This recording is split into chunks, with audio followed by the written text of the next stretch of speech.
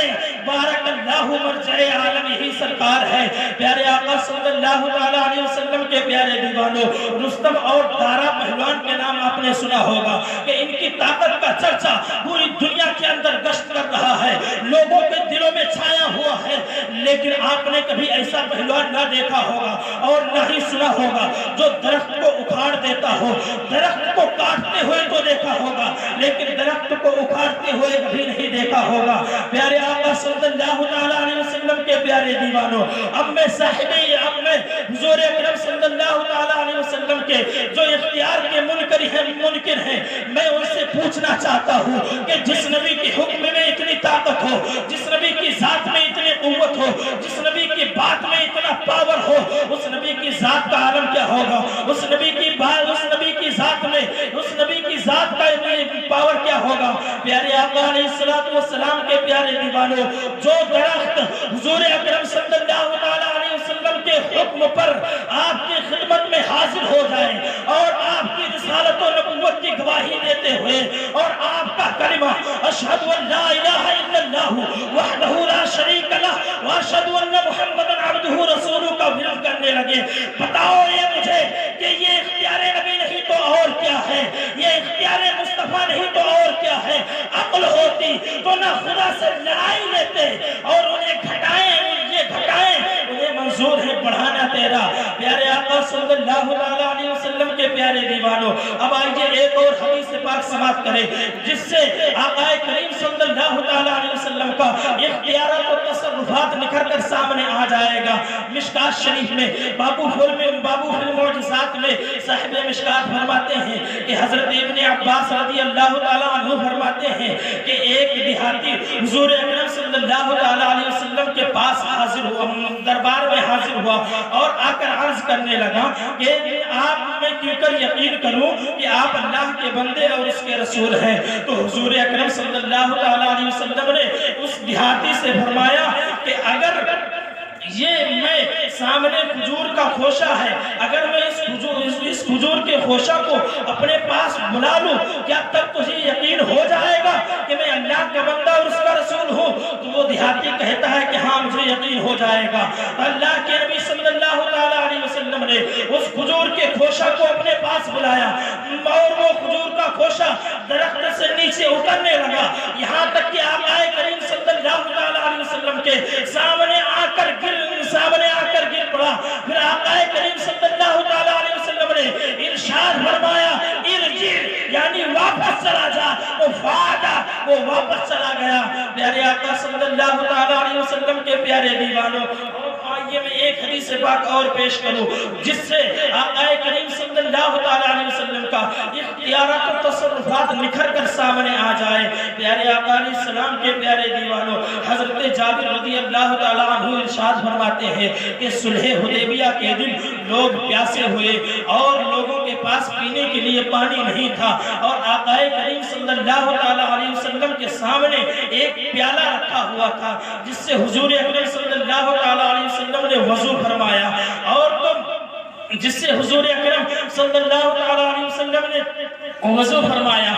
تو لوگ صحابہ کرام آپ صلی اللہ علیہ وسلم کی جانب دوڑے تو آقا کریم صلی اللہ علیہ وسلم نے اپنے صحابیوں سے فرمایا کہ آپ لوگ کیوں دوڑ رہے ہیں؟ تو صحابہ نے عرض کیا یا رسول اللہ صلی اللہ علیہ وسلم، ہمارے پاس پینے کے لیے پانی نہیں ہے اور نہ ہی وضو فرمانے کے لیے پانی ہے. تو آقا کریم صلی اللہ علیہ وسلم نے اپنی انگلیوں کو پیالے کے اندر رکھ دیا تو آقا کریم صلی اللہ علیہ وسلم کے انگلیوں کے درمیان سے پانی کے چشمے جاری ہو گئے. حضرت جابر فرماتے ہیں کہ ہم تمام لوگوں نے پانی بھی پیا اور سب لوگوں نے وضو بھی کیا. حضرت سالم فرماتے ہیں کہ میں نے حضرت جابر سے پوچھا کہ اس وقت آپ لوگوں کی تعداد کتنی تھی؟ تو حضرت جابر رضی اللہ تعالیٰ عنہ جواب دیتے ہیں کہ اگر اس وقت ہم لوگ 1,00,000 بھی ہوتے تو وہ پانی ہمارے لیے کافی ہوتا، لیکن اس وقت ہماری تعداد صرف اور صرف 1500 کی تھی. اسی لیے بریلی کی سرزمین سے سیدی سرکار اعلیٰ حضرت ارشاد فرماتے ہیں انگلیاں ہیں فیض پر، ٹوٹے ہیں پیاسے جھوٹ اللہ سبحانہ نعرے تکبیر، نعرے رسالت، جشن میلاد نبی، مشفق اعلی حضرت علماء اہل سنت حضرت علامہ مولانا شریف القادری صاحب نعرے تکبیر، نعرے رسالت۔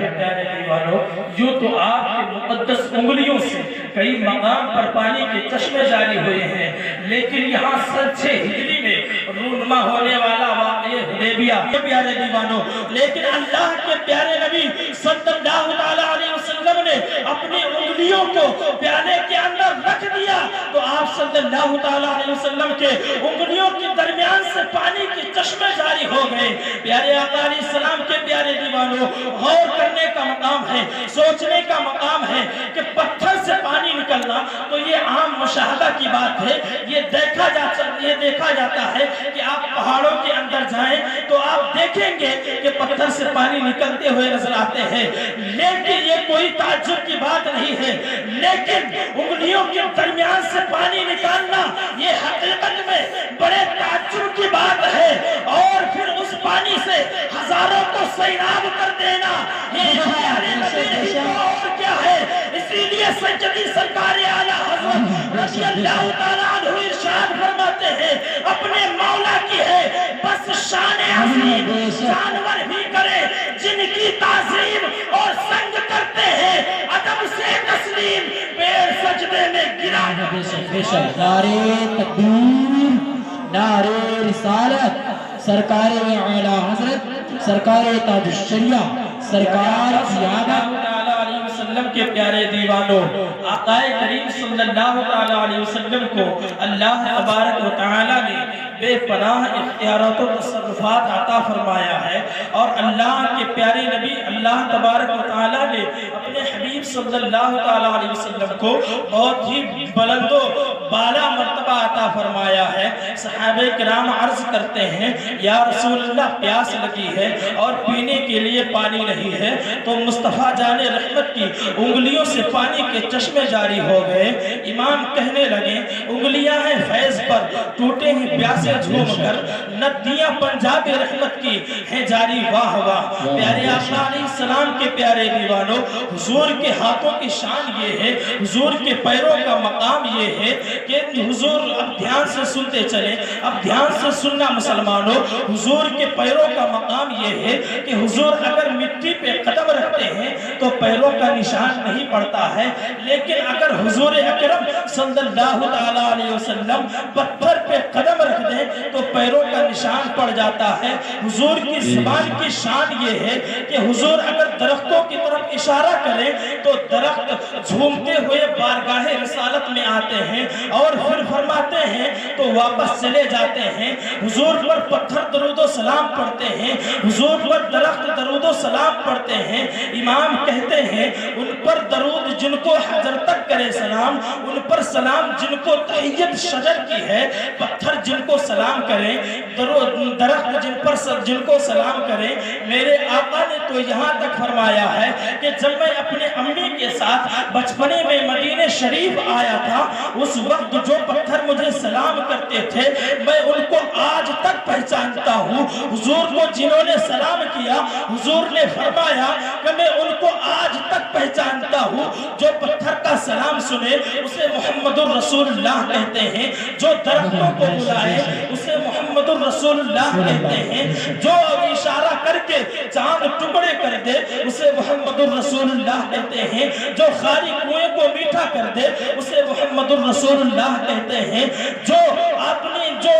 اشارہ کر کے چاند دو ٹکڑے کر دے اسے محمد الرسول اللہ کہتے ہیں، جو جابر کے بچوں کو زندہ کر دے اسے محمد الرسول اللہ کہتے ہیں، جو جابر کی کٹی ہوئی بکری پہ ہاتھ رکھ کر اسے زندہ کر دے اسے محمد الرسول اللہ کہتے ہیں، جو مردوں میں جان ڈال دے اسے محمد الرسول اللہ کہتے ہیں، جو بیمار پہ ہاتھ رکھ دے تو بیماروں کو شفا مل جائے اسے محمد الرسول اللہ کہتے ہیں، جو آسمانوں پر جائے اسے محمد الرسول اللہ کہتے ہیں، جو جبریل سے آگے جائے اسے محمد الرسول اللہ کہتے ہیں، جس کا سفر سبحان الذی اسرا ہو اسے محمد الرسول اللہ کہتے ہیں، جس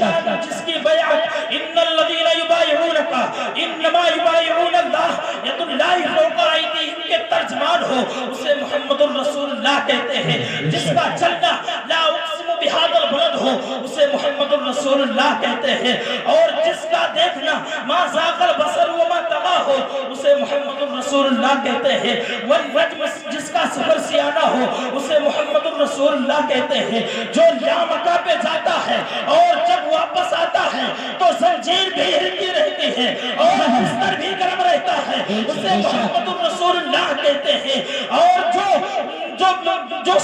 सो जाए तो मेराज मना ली, वो जागे तो खुदा से हम कलामी उसे मोहम्मद रसूलुल्लाह कहते हैं। जो लड़ते हुए को मिला दे उसे मोहम्मद रसूलुल्लाह कहते हैं।